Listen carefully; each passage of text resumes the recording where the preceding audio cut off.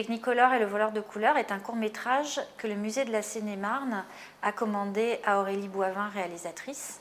C'est un court-métrage qui a été réalisé pour sensibiliser les enfants à l'image. Ils sont baignés par la télévision, les images qu'ils voient au cinéma, mais n'ont pas toujours conscience de comment se construit un film. Et cette animation, présentée au musée de la Seine-et-Marne jusqu'à fin juin 2012, est là justement pour leur donner des clés de compréhension de l'image. Il a été réalisé dans le cadre de l'exposition Brume, ombre et lumière, Pierre Macorlan et le cinéma, qui sera présentée également jusqu'à fin juin 2012.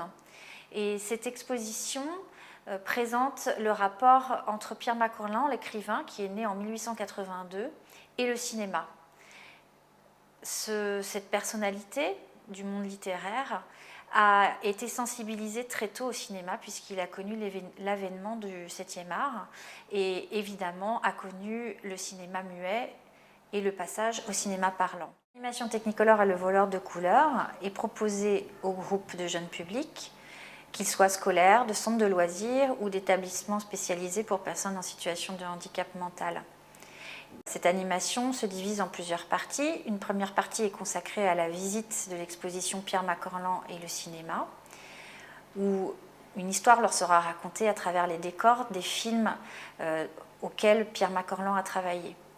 Une seconde partie est plutôt consacrée à Technicolor et le voleur de couleurs, avec évidemment une diffusion du film, et puis une visite des décors avec la découverte des outils et des éléments qui ont servi à sa réalisation.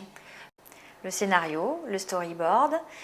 Ils manipuleront les trucages qui ont servi à faire voler le tapis volant dans le film.